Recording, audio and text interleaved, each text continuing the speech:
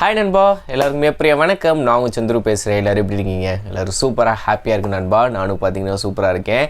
Vivo வந்து பார்த்திங்கன்னா வர 7ஆம் தேதி நம்ம இந்தியாவில் Vivo V30 bro, Vivo V30 இப்படின்னு சொல்லிட்டு 2 ஸ்மார்ட் ஃபோன் லான்ச் பண்ண போகிறாங்க. இந்த V30 ப்ரோவோட ப்ரைஸ் பார்த்திங்கன்னா 42,000 கிட்ட சம்திங் இருக்குது. V30 பார்த்திங்கன்னா 34,000 பார்த்திங்கன்னா லான்ச் பண்ணுறாங்க. ஸோ 13, அதாவது தமிழே சொல்லிடுறேன் எதுக்கும், V30 ப்ரோ அப்படின்ட்டு. ஓகேவா? இந்த 2 ஸ்மார்ட் ஃபோனுக்கும் டிசைன் வைஸ் பார்க்கும்போது எல்லாமே ஈக்குவலாக தான் தெரியும். கேமராலையும் உள்ளே யூஸ் பண்ண ப்ராசர்லையுமே பார்த்தீங்கன்னா ஒரு வித்தியாசங்கள் கொண்டு, ஏன்னா 34,000 அங்கிட்டு ஒரு 42, 7 + 2 9,000 கிட்ட வித்தியாசங்கள் வருது. ஸோ அந்த 9,000 எது மாறுதலாக இருக்குது, அந்த மாறுதல் ப்ளஸ்ஸாக இருக்கா அப்படின்றது தான் பார்த்தீங்கன்னா கம்பேர் பண்ணி நம்ம வந்து இந்த வீடியோவில் எக்ஸ்பிளைன் பண்ண போகிறோம். ஸோ விவோவோட டிசைன், அதாவது விவோவாக இருக்கட்டும், ஓப்போவாக இருக்கட்டும், அவங்க வந்து டிசைன் ஹார்ட்வேர் ரீதியாகவோ கேமரா ரீதியாகவோ புதுசாக என்ன கொண்டு வரான்றதுலாம் தெரியாது. ஆனால் ஒவ்வொரு வட்டமும் டிசைனில் பார்த்திங்கன்னா ஏதாச்சும் மாறுதலாம் ஒன்று கொண்டு வந்துக்கிட்டே தான் இருக்கான். ஸோ அந்த மாதிரி இந்த ஸ்மார்ட் ஃபோன் டிசைனுமே பார்த்திங்கன்னா சூப்பராக தான் இருக்குது. பின்னாடி அந்த கேமரா கட் அவுட்டு கீழே சுற்றி ஒரு சின்ன ஸ்கொயர் மாதிரி இருக்குது. அந்த ஸ்கொயர் வந்து பார்த்திங்கன்னா எல்இடியை வந்து க்ளோ பண்ணும். ஒரு மாதிரி நத்திங் ஃபோன் அளவுக்கு சுற்றி சீரியல் செட் கொடுக்கலனாலும் கொஞ்சம் சட்டில்டாக நீட்டாக பார்த்திங்கன்னா அந்த எல்இடி வந்து அந்த ஸ்கொயர் ஷேப்பில் உள்ளே பார்த்திங்கன்னா க்ளோ ஆகும். ஸோ இது எத்தனை பேர் பிடிக்கும் அப்படின்றது தனிப்பட்ட கருத்து. பட் இதுதான் பார்த்திங்கன்னா அவங்க புதுசாக யூனிக்காக இருக்கும் அப்படின்னு சொல்லி லான்ச் பண்ணிக்க டிசைன். இப்போ விவோ V30 அண்ட் V30 ப்ரோவில் டிஸ்பிளேன்னு பார்க்கும்போது உங்களுக்கு கர்வ் டிஸ்பிளே தான் கொடுத்துருக்காங்க. 6.7 இன்ச்சு. இதில் என்ன வித்தியாசம் அப்படின்னா, ஃபஸ்ட்டு இந்த ப்ரோ சீரீஸில் வந்து பார்த்திங்கன்னா curve display, AMOLED panel, 120 Hz refresh rate. இதில் வந்து OLED பேனல் அப்படின்னு மென்ஷன் பண்ணியிருக்கானுங்க. ஆனால் ரெண்டுக்குமே பார்த்தீங்கன்னா இன்டிஸ்பிளே ஃபிங்கர் பிரிண்ட் ஸ்கேனர் தான். அதில் வித்தியாசங்கள் கிடையாது. பட் 1.5K ரெசல்யூஷன், AMOLED கர்வ்டுன்னு இதில் மென்ஷன் பண்ணியிருக்காங்க. இதில் 120 Hz refresh rate, OLED panel அப்படின்றத மென்ஷன் பண்ணியிருக்காங்க. பட் டிஸ்பிளே சைஸு பார்க்குறதுக்கெல்லாம் பார்த்தீங்கன்னா ஃப்ரண்ட்டில் ஒரே மாதிரி தான் இருக்கும். அடுத்தபடியாக உள்ளே யூஸ் பண்ண ப்ராசர், ஜஸ்ட் ப்ரோ சீரீஸில் வந்து பார்த்தீங்கன்னா MediaTek Dimensity 8200 ப்ராசர் யூஸ் பண்ணியிருக்காங்க. LPDDR5X RAM, UFS 4.0 storage option இருக்குது. அதே இது நார்மல் சீரீஸில் வந்து பார்த்திங்கன்னா Snapdragon 7 Gen 3 ப்ராசர் வந்து யூஸ் பண்ணியிருக்காங்க. அப்போ என்ன ப்ரோ, Snapdragon ப்ராசரை மிட் ரேஞ்சில் கொடுத்துருக்கானுங்க, ப்ரோ சீரீஸில் எதுக்கு MediaTek கொடுத்தானுங்க அப்படின்னா, பெஞ்ச்மார்க் ஸ்கோர் அடிப்படையில் பார்க்கும்போது இது வந்து அந்த MediaTek 8200ன்றது வந்து பார்த்திங்கன்னா Snapdragon 8 Gen 1 அந்த ரேஞ்சுக்கு பார்த்திங்கன்னா பெர்ஃபார்ம் பண்ணும்.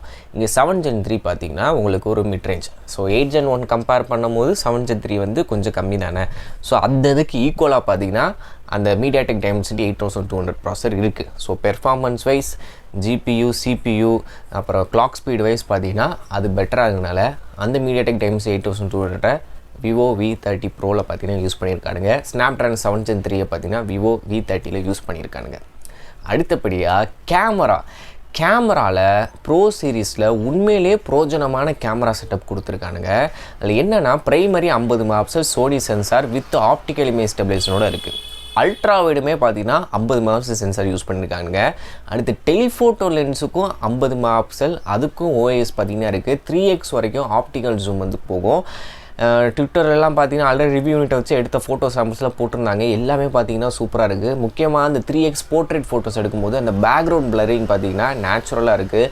ஸோ கேமரா செட்டப் பேக்கில் சூப்பராக பண்ணியிருக்கானுங்க. அது மட்டும் இல்லாமல் ஃப்ரண்ட்லேயுமே பார்த்தீங்கன்னா 50 MP செல்ஃபி கேமரா, ஐ ஆட்டோ ஃபோக்கஸ், கண்ணை அப்படியே ஃபோக்கஸ் பண்ணி ஃபோட்டோ எடுக்கிற அந்த டெக்னாலஜி பார்த்திங்கன்னா விவோ இந்த மூன்லைட் செல்ஃபி அப்படி இப்படின்னு சொல்லுவானுங்களே, அந்த மாதிரி பார்த்திங்கன்னா ஐ ஆட்டோ ஃபோக்கஸோடு பார்த்திங்கன்னா லான்ச் பண்ணியிருக்கானுங்க. அப்படி இங்கிட்டு நார்மல் சீரீஸில் விவோ V30யில் பார்த்திங்கன்னா உங்களுக்கு பின்னாடி 2 கேமரா, ஆனால் அதுவும் உருப்படி தான். அந்த மேக்ரோ லொட்டுரஸும் கொடுக்காம 2 கேமரா தான் கொடுக்குறோம் அப்படின்னு சொல்லிட்டு 50 MP பிரைமரி சென்சார் வித் OIS-ஓடு இருக்குது. அல்ட்ரா வைடுக்கும் 50 MP, செல்ஃபிக்கும் பார்த்தீங்கன்னா 50 MP சென்சார் வந்து யூஸ் பண்ணியிருக்காங்க. அப்புறம் 5000 mAh பேட்டரி, 80 வாட்ஸ்க்கான சார்ஜர், டூயல் ஸ்பீக்கர் பார்த்திங்கன்னா இருக்குது. ஸோ இந்த 2 ஸ்மார்ட் ஃபோனும் எது பெஸ்ட்டு அப்படின்னு கேட்டிங்கன்னா, ஒரு 42,000 கொடுத்து நான் விவோ ஃபோன் வாங்குகிறேன் அப்படின்றவங்க தாராளமாக நீங்கள் விவோ V30 ப்ரோ வாங்கலாம். ஏன்னா கேமராவும் பெர்ஃபார்மன்ஸும் பார்த்திங்கன்னா நல்லாயிருக்கு, டிசைன் நல்லாயிருக்கு, கர்வ் டிஸ்பிளே வேறு. ஸோ அதெல்லாம் நல்லாயிருக்கும். யூஏயை பொறுத்த வரைக்கும், ஓப்போ விவோ யூஏயை பொறுத்த வரைக்கும் பார்த்திங்கன்னா யூஸ் பண்ணி பழகுனவங்களுக்கு அது வந்து ஒரு 100% சாட்டிஸ்ஃபை தரும். புதுசாக நீங்கள் வந்து ஆக்சிஜன் ஓஎஸோ இல்லை ஐஃபோனோ யூஸ் பண்ணிவிட்டு இந்த விவோ பக்கம் போகும்போது கொஞ்சம் என்னடா எல்லாமே ஓவர் ரேட்டடாக இருக்கேடா, இது எதுக்குடா இவ்வளோ கொடுத்துருக்கீங்க, எதுக்குடா இவ்வளோ கலரு அப்படி இப்படின்னு தோணும். பட் யூஸ் பண்ண ஆரம்பிச்சிட்டாங்கன்னா அவங்களும் பழகிடுவாங்க அதில் உள்ள கஸ்டமைசேஷன் ஆப்ஷன்லாம் வச்சு. ஸோ அப்படி பார்க்கும்போது ப்ரோ சீரீஸில் கேமராவும் பெர்ஃபார்மன்ஸும் பார்த்திங்கன்னா ப்ளஸ்ஸாக இருக்குது. நார்மல் சீரீஸில் அந்த 34,000 ரூபாய்க்கு கேமரா இருக்கிற கேமரா உருப்படியாக இருக்குது. டெலிஃபோட்டோ லென்ஸ் இருந்தால் நல்லா இருக்குமே அப்படின்னு தோணும். ஆனால் இருக்கிற கேமரா சூப்பராக பண்ணியிருக்கானுங்க. செல்ஃபி கேமராவும் நல்லா தான் இருக்குது. 7 Gen 3. ஸோ இது வந்து எப்படின்னா இந்த பட்ஜெட்டில் எனக்கு இவ்வளோ தான் பண்ணுறப்ப நீங்கள் V13 போய்க்கோங்க. எக்ஸ்ட்ரா என்கிட்ட 9,000 ரூபா இருக்குது அப்படின்றவங்க 13 Pro போய்க்கோங்க. எனக்கு தெரிஞ்ச ரெண்டுமே பார்த்தீங்கன்னா நல்லா தான் பண்ணியிருக்கானுங்க. கேமரா வைஸ் அந்த டெலிஃபோட்டோ லென்ஸ் வேணும், போர்ட்ரேட் ஃபோட்டோலாம் நச்சுன்னு தரமாக உழுகணும் அப்படின்னா ப்ரோ சீரிஸ் வாங்க. அதுக்குன்னு நார்மல் சீரிஸில் போர்ட்ரேட் ஃபோட்டோ இல்லையான்லாம் இருக்குது. அது வந்து ஏஐ மூலயமா பிளரிங் இருக்கும். அந்தளவுக்கு நேச்சுரல் பிளரிங்காக இருக்காது. எட்ஜ் டிரெக்ஷன்லாம் கொஞ்சம் பிசுறு தட்டும். ஆனால் ப்ரோ சீரிஸில் பக்காவாக இருக்கும் போர்ட்ரேட் ஃபோட்டோ.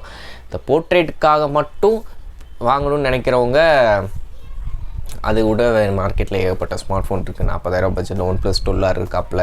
அப்புறம் நத்திங் ஃபோன் 2A பார்த்திங்கன்னா கூடிய சீக்கிரம் லான்ச் ஆகும்.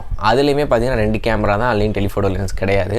இருந்தாலும் சொல்கிறேன், 40,000 ரூபா பட்ஜெட்டுக்கு ஐக்கூ Neo 9 Pro இருக்குது, OnePlus 12 இருக்குது.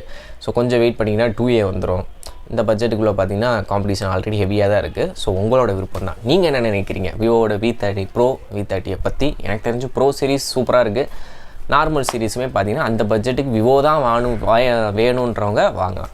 ஓகே நண்பா, வீடியோ பிடிச்சா லைக் ஷேர் சப்ஸ்கிரைப் பண்ண மறந்துடாங்க. தேங்க்யூ.